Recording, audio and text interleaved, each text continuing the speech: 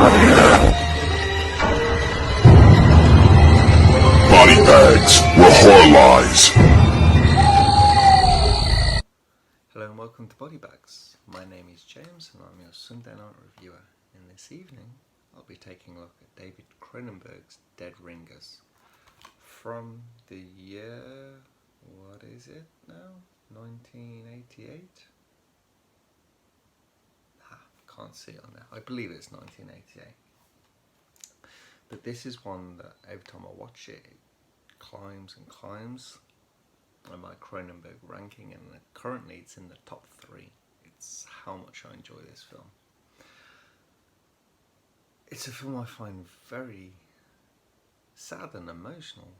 Like the depths that the characters fall into. And apparently this is kind of loosely taken off kind of real life, a breakdown of these twins. I don't have the name of the twins, I can't remember. But yeah, it's loosely based on these actual twins, that what happened to them kind of comes across. Probably quite loosely, but on screen here. So this is the 1988 film, and it's my favourite Jeremy Irons kind of role that he's done. He's superb in this. He plays the Mantle twins of Beverly and Elliot, and so they're doctors, they're gynecologists, and they excel in their fields. They're like the top doctors in their field, constantly winning awards and different things. Like they're kind of adored by their peers, and their patients love them, and yeah, that's the kind of the world that they have. And then we delve kind of what this film is looking at is who they are, kind of. So you have Elliot, who's the kind of the stronger of the two. He's like a very confident and kind of charismatic and charming. And then the more socially awkward Beverly we have. He's kind of like not carried by his brother, but assisted in social situations, maybe we could say. And indeed their relationships, it's kind of Elliot's girlfriends. He gets bored of them and then passes them to Beverly, whilst the current squeeze or girlfriend does not know that they have swapped over.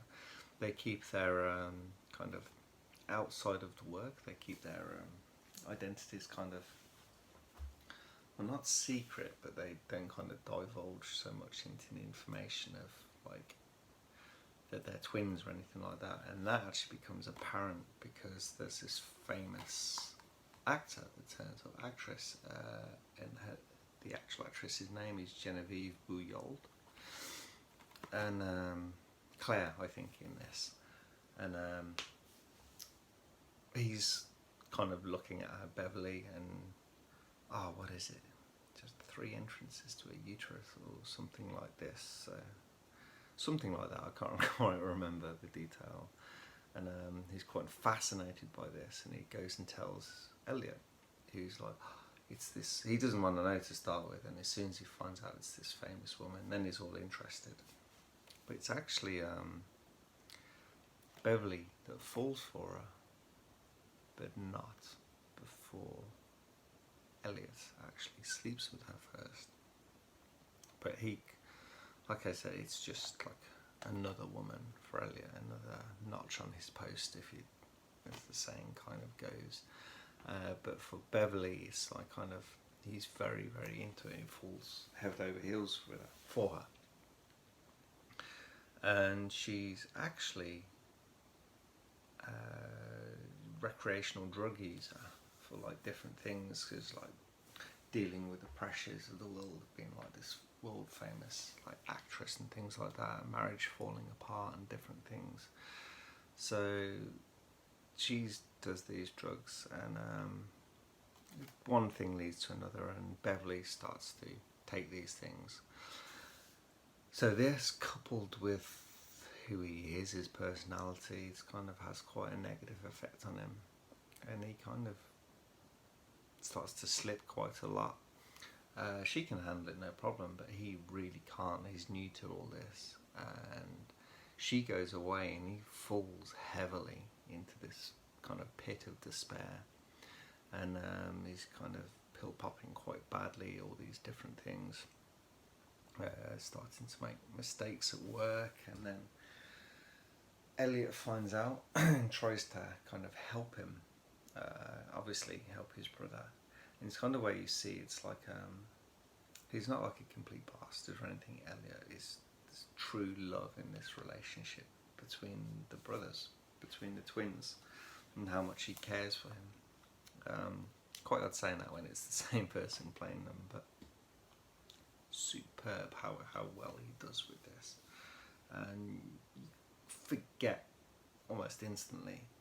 It's like, is it a little spotty sometimes when they're kind of the computer matte kind of thing that they did for this. I think it was new technique for the time, and it's okay. But yeah, like I said, he's not a bastard, and he cares for his brother, and he tries what he can, and he's scared for him. And it's kind of, he spirals further and further down Beverly, and it's like he can't handle the situation that Claire's away. He thinks she's cheating, and he's just falling apart. And his brother can't do anything to help him, and he kind of turns to despair, and he's with his current girlfriend. Is it actually this conversation? He's saying like that what happens to Beverly happens to him, kind of intravenously sort of thing. It's like, obviously that's not the case, but psychologically they're so kind of connected that kind of does happen. And it's where the film gets really heavy, and I found really sad and quite emotional. It's like that they just completely, their lives fall apart to like from where they were to what they are. They're basically, so they're kind of where they work, their clinic, it's just turned into a drug then. And like I said, it's really sad, and it gets to the bit where it's their birthday, and it's almost like they kind of start reverting back to almost childhood, kind of like how they are. It's kind of, especially Elliot, actually. It's kind of, Beverly starts to take kind of the upper hand a little bit. No, not the upper hand, it becomes a little bit stronger, and it's like Elliot's the one that really, really starts to struggle, and he starts to become childlike almost. And there's an early part of the film where it gets really bad, where they start to lose their kind of their practicing license, being gynecologists, is because Beverly has these tools made, and they're kind of like just not normal tools, and he actually tries to use them, or he wants to use them on like in an operation, and kind of goes all completely wrong. And yeah, that's kind of why they almost lose their practice, but they lose their license. But it gets towards the end where he has these tools, and they're just so far gone on drugs and everything. Well, Elliot is, and he's just emotionally drained Beverly, and he's just, they talk about Cheng and Chang and Eng. These I think it's American Chinese Siamese twins from the 1800s, 1900s, something like this. And they kind of talking about all that, and it's they reference them a little bit earlier in the film actually, and it's like, it's Elliot explaining the problem of what's happening to Beverly that will affect him, and Beverly doesn't realise until he hears that. So it's the story that what is Cheng or Eng, I don't know which one. I think maybe Chang is like a bit of a drinker, and Eng isn't, sort of thing. But anyway, basically wakes up, Chang has had a heart attack, and Eng dies of seeing what's happened to his conjoined twin. And this kind of like happens to it's kind of like Beverly realizes, and then we come to the end of the film. It's almost like I'm not quite sure, like my interpretation of what it is. It's like maybe it's like Beverly trying to separate, so they are two separate, even though they're not conjoined. It's like basically performs this operation and he kills his brother. He kind of just opens him up and guts him, sort of thing. And it's, like I said, it's really heartbreaking, and like why he does this, and it's like I don't know. I'm not sure.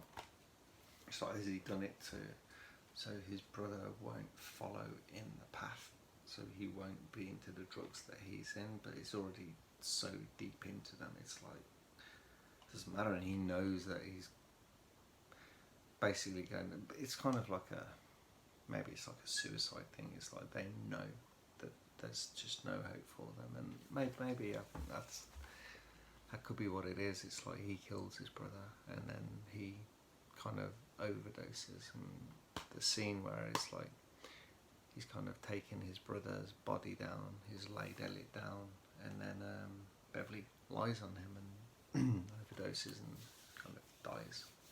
Really, really kind of beautifully shot. It's like I said, how emotionally heavy this film gets quite towards the end. It's like quite surprising. It's like it's really well done. I know how Cronenberg is with things, but the emotional side really pours through, and this isn't like kind of body, well, there is elements of slight body horror, and like kind of you see a little bit of gruesomeness at the end, tiny bit, but it's not about that. This is the emotional kind of horror, and this kind of the kind of the fall of these two twins, and like what happens and their ultimate demise, and it's fantastically filmed. I'm waffling on. Highly recommend Dead Ringers. I need to get the Screen Factory. I need to get some extras on this. This is quite bare bones, so I'm going to be upgrading this at some point.